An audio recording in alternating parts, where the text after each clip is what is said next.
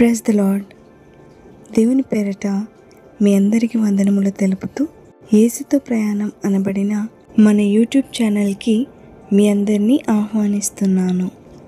ఈరోజు నేను ఈ వీడియో ద్వారా మీకు ద్రాక్షవల్లిని గూర్చిన వివరణను తెలుపబోతున్నాను.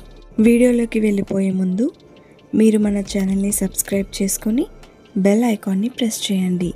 రండి మరి మనం వివరణలోకి వెళుదాం.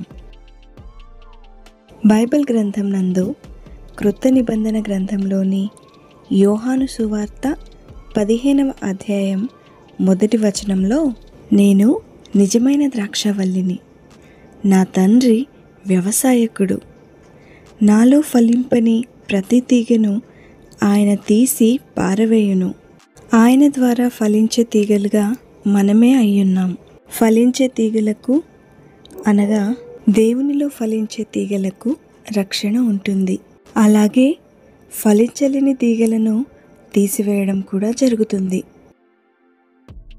ఈ ద్రాక్షవల్లి ద్వారానే మనం పవిత్రపరచబడగలము. ఈ ద్రాక్షవల్లిలోనే మనకు రక్షణ కలుగును. ఈ ద్రాక్షవల్లి ద్వారానే మనకు నిత్య జీవం దొరుకుతుంది. మరియు కేవలం ఈ ద్రాక్షవల్లిలో మనం ఉంటే మాత్రమే మనం దేవునితో కూడా ఉన్నట్టుగా ఉంటుంది. మరి ఈ ద్రాక్షవల్లి ఎవరో తెలుసా? ఈయనే మన ప్రభు అయిన క్రీస్తు.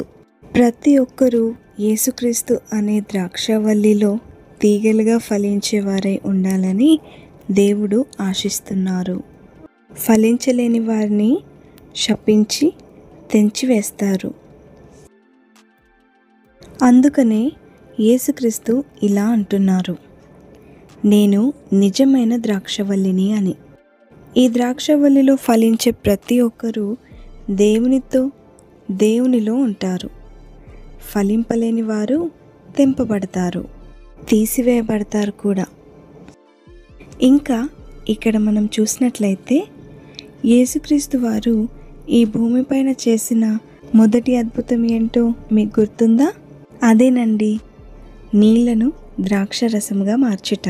ఈ సంఘటన మనకు కానా అను ఊరిలో యేసు చేసిన మొదటి సూచక క్రియగా కనబడుతుంది. మరో చోట యేసుక్రీస్తు తాను అప్పగింపబడక మునుపు ద్రాక్షరసమును త్రాగుతారు. అయితే కొంతమంది బైబిల్ విమర్శకులు లేదా వారికే అంతా తెలుసు అనుకునేవారు, అంటే వాక్యాన్ని సరిగా అర్థం చేసుకోలేని వారు, వారి నమ్మకం ప్రకారంగా యేసుక్రీస్తు అక్కడ త్రాగింది ద్రాక్షరసం అనగా మందు లేదా మద్యమని భావిస్తూ ఉంటారు. చూడండి ప్రియులారా, మన ముందు ఒక గ్లాసు విషంతో నిండినది, మరొకటి పాలతో నిండినది పెట్టబడి ఉన్నప్పుడు అందులో నుండి మీరు దేనిని ఎంచుకుంటారు? ఖచ్చితంగా మీరు విషాన్ని మాత్రం ఎంచుకోరు కదా. అదేవిధంగా విషానికి పాలకు మధ్య ఎంత తేడా ఉందో ఇక్కడ మనం చూస్తున్న ద్రాక్షరసానికి అలాగే మద్యానికి కూడా అంతే తేడా ఉంటుంది. ఈ చెడుపూరితమైన విషం లాంటి మద్యాన్ని ఎలా పిలవాలో తెలియక అలా ద్రాక్ష రసంలా పిలుస్తూ వస్తున్నారు కొంతమంది తెలియని వారు.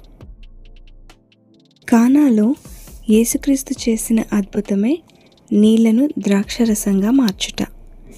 ఇక్కడ చూసినట్లయితే ఆ పెళ్లి విందులో జనులు ముందుగా త్రాగింది ఏ రసం అనగా స్వచ్ఛమైన మంచి పండ్లతో చేయబడిన ద్రాక్షరసం. అదేమి చెడ్డది కాదు, కానీ అలాంటి ద్రాక్షరసాన్ని త్రాగి జనులు మత్తులైనప్పుడు ఆ ఊరిలోని పెళ్లివారు జబ్బు రసాన్ని అనగా కుళ్ళిపోయిన పండ్ల నుండి తీయబడిన మద్యం లాంటి ఒక రకమైన రసాన్ని త్రాగుటకు అక్కడి జనులు పెళ్ళికి వచ్చే వారికి పోస్తూ ఉండేవారు. ఇలా అక్కడి విందులో జరుగుతూ ఉండేది. కానీ యేసయ్య ఏ ద్రాక్షరసాన్ని ఇచ్చారు అంటే కుళ్ళిపోయిన చెడ్డదైన జబ్బు రసంగా మారినది కాకుండా, అలాగే చెట్ల నుండి స్వచ్ఛమైన పండ్లతో చేయబడినది శుభ్రమైనది కూడా కాకుండా నీళ్లను మంచి ఔషధము వంటి పవిత్రమైన ద్రాక్షరసంగా మార్చి అక్కడి వారికి ఇచ్చారు.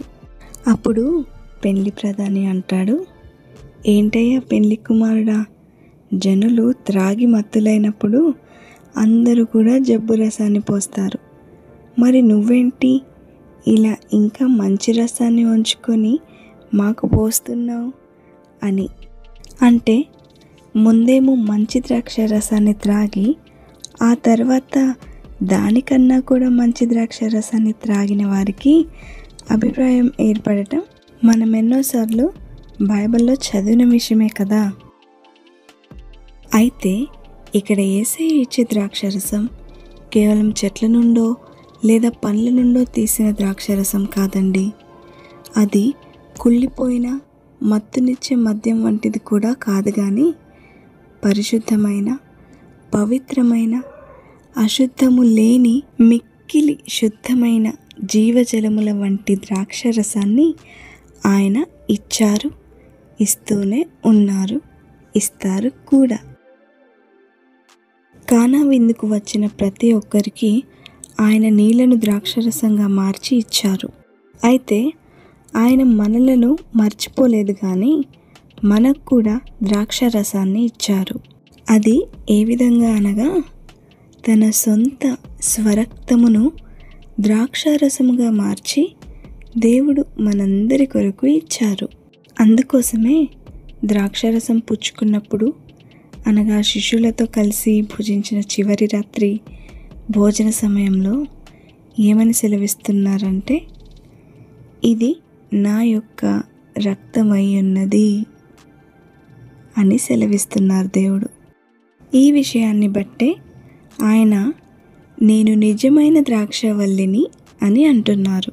పవిత్రమైన, పరిశుద్ధమైన, నిత్య జీవమునకు మార్గమైన ద్రాక్షవల్లిని మనకిచ్చిన దేవుడు తీగలుగా అందులో ఉండుటకు మనలను ఏర్పాటు చేసుకున్నారు.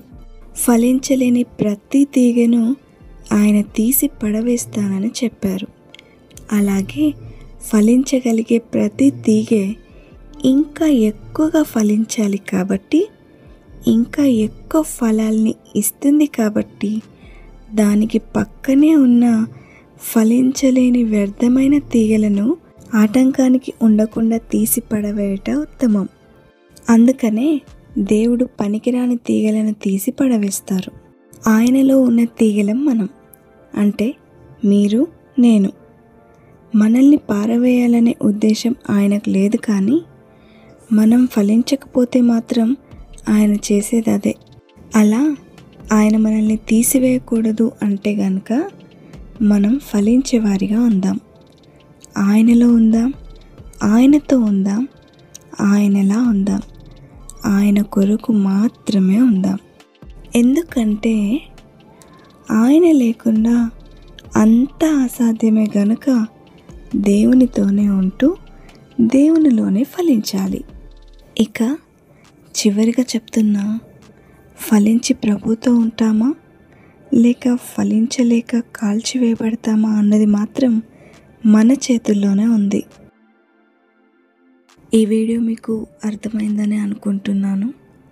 దేవుని కృప వల్ల ఈ వీడియో మీకు ఏమాత్రం ఆత్మీయంగా ఉపయోగపడినా, ఈ వీడియో ద్వారా మీరు మంచి విషయాలను నేర్చుకుని ఉన్నట్లయితే తప్పకుండా ఈ వీడియోని లైక్ చేసి మీకు తెలిసిన ఆత్మీయులతో ఈ వీడియోని షేర్ చేయండి. అలాగే ఈ వీడియోని చూసిన మీరు మన ఛానల్ని సబ్స్క్రైబ్ చేసుకోవడం మాత్రం అస్సలు మర్చిపోవద్దు. దేవుని కృపతో మరో వీడియోతో మళ్ళీ కలుస్తాను. May God bless you.